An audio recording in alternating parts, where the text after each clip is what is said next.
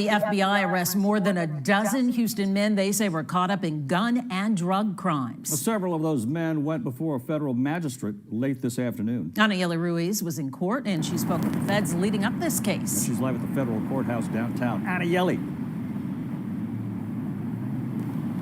Well, hey guys, 3 of the 14 men arrested yesterday appeared in court here today, and we were actually sitting inside getting some of those details for you guys. Now, here's what we've been able to find out. According to the DOJ, this was a joint investigation between the FBI and the Houston Police Department. Now, the people arrested were taken in for various violations that include drug trafficking of meth and heroin, possessing a Glock switch, and being a felon in possession of a firearm. They were arrested after a federal jury indicted them, but investigators tell us some of these are repeat offenders, and this is their way of fighting violent crime. Now, the FBI says this should serve as a warning for a lot of the criminals out there. They say they're coming after them with federal charges. Now, we did speak to one of the attorneys here today with one of the attorneys that is representing one of the men that appeared in court today, and of course we'll have his reaction coming up at 6. Reporting live, Ana Ruiz, KHOU 11 News. What up? So I wanted to do a video on the TSF indictment. There's been a lot of misinformation about this case since it came out about a week or two ago. A lot of people on YouTube and on a lot of the blogs, they keep reporting that there was 200 federal agents that investigated this case, and that is absolutely false. There was 200 federal agents that executed the search warrants, the arrest warrants to arrest these people on the day that the indictment came out. But that's it. There was not 200 federal agents investigating TSF. There was not 200 agents attached to this case. That is all false. There was only 200 agents that went out to get these people on the day that they got arrested. And if you do the math, it's like 25 agents, about 20 agents per person. 18 agents went out to arrest each person. That's where you get that 200 federal agent number from. This is the indictment right here. It was sealed at first. That's why I didn't do this video a week or two ago, but now it's unsealed. I'll just go over a brief summary for you guys that don't want to go through the whole indictment with me. It's an 11. There's 11 counts in the indictment. The 2 main counts, which 12 people are charged with, are 6 counts of possession with intent to deliver a controlled substance, and then 3 of the counts are conspiracy to possess with the intent to distribute a controlled substance. The quantity is 500 grams or more. If you don't know how much that is, there's about 1,008 grams in 1 brick, so 500 grams is about a half a brick. So all of these people are accused of basically playing around with bricks of meth. The penalty for these charges, each charge is 10 years to life with $10 million, up to $10 million in fines.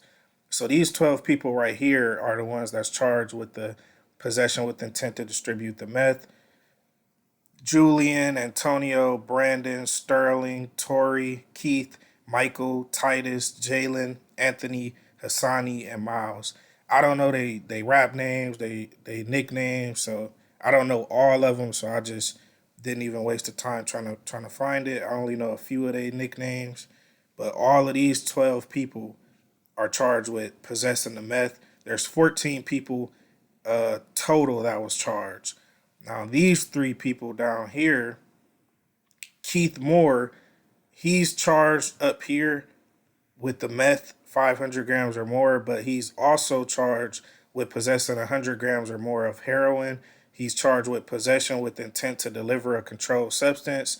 He faces 10 years to life on the meth charge, and then he faces 5 to 40 years on this heroin charge. He the only one that got charged with heroin. Robert Thomas Jr., he got caught with a Glock. They called it a Glock auto switch in the indictment, but he got caught with a Glock with a switch. His charge is possession of an unregistered firearm. He faces 10 years on that count. He's not included on any of the drug charges. And then Jose Rodriguez, he got caught with a Ruger 5.7 millimeter. I believe he is the one that was already, he's the one that was already a convicted felon. So he faces 10 years automatically if they can convict him on his charge because he a felon. He not supposed to have a gun. Robert and Rodriguez, they both were not included on the meth charges. Keith was included on the meth charge, but he was the only one that got a additional heroin charge. So that's the summary of the indictment. Now I'm gonna go through and actually read. Well, hold on one second.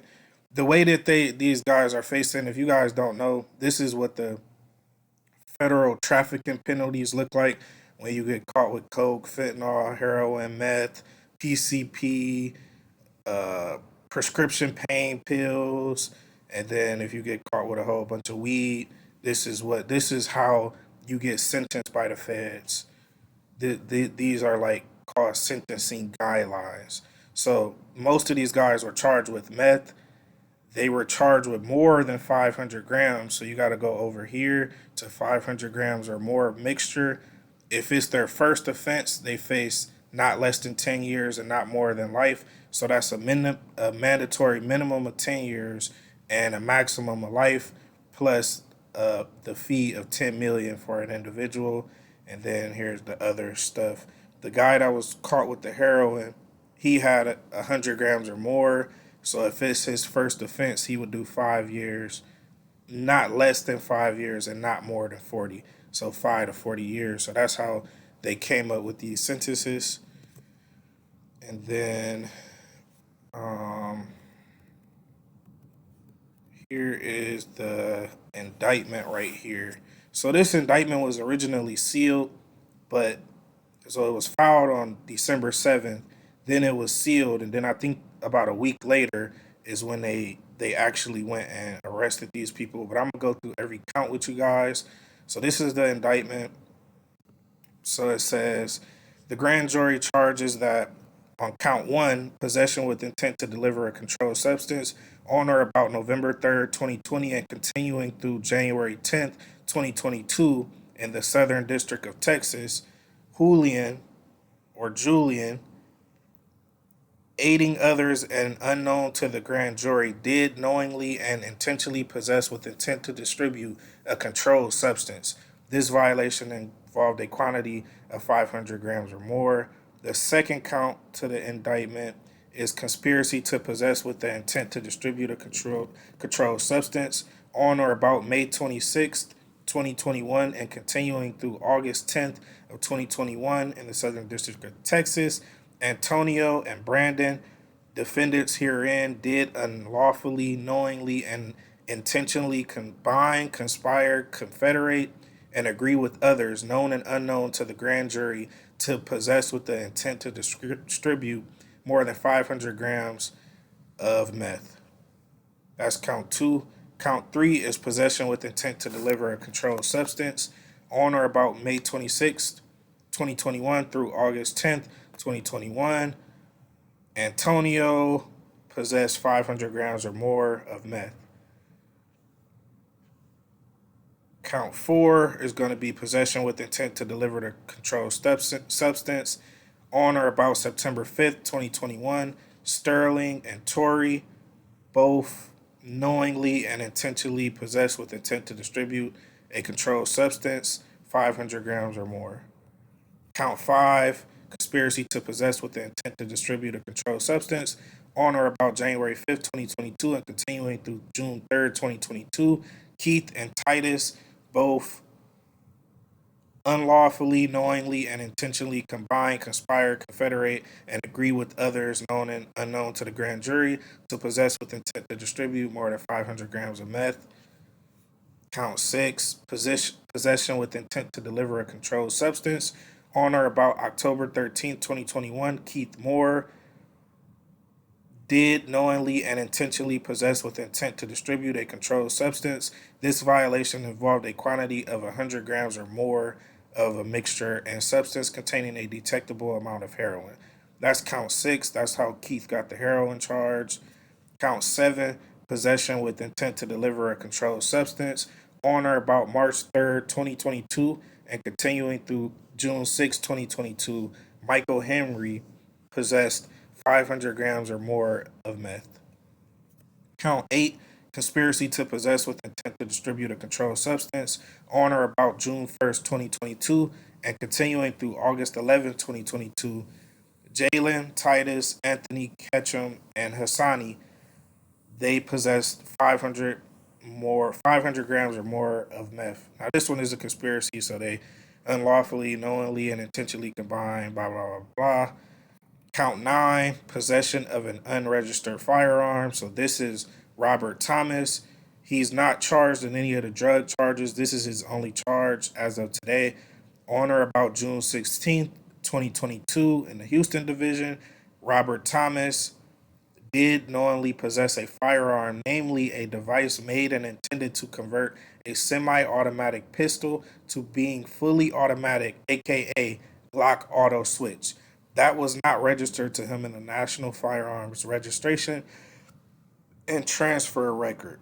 So if you never seen a switch, somebody get caught with a switch, this is what that charge looks like when they get charged by the feds and they face 10 years for having a switch on a pistol. Count 10, felon in possession of a firearm on or about September 13th, 2022. Rodriguez, knowing he had previously been convicted of a crime punishable by imprisonment for a term exceeding 1 year, knowingly possessed a firearm, to wit, a Ruger 5.7 millimeter firearm, and the firearm was in and affecting interstate commerce. So this is a common charge for anybody who is a felon that get caught with a gun. You usually do automatic time, whether it's federal or state. Then the last count is count 11, possession with intent to deliver a controlled substance. This is the most recent charge. It happened just 2 months before the indictment. And on or about October 5th, 2022, Myles Smith, aiding others, he basically knowingly had 500 grams or more of meth. So that's the indictment right there. You guys can leave a comment. Let me know what you think. If my video is a little bit better than these other people's. I think a lot of other people that made videos on this indictment, they were just going off the news reports, and maybe they don't know how to look up the files, but this is the actual indictment, and I may do another video later when more files come out, once these guys start going to trial or whatever, and give you guys an update. All right, I'm out.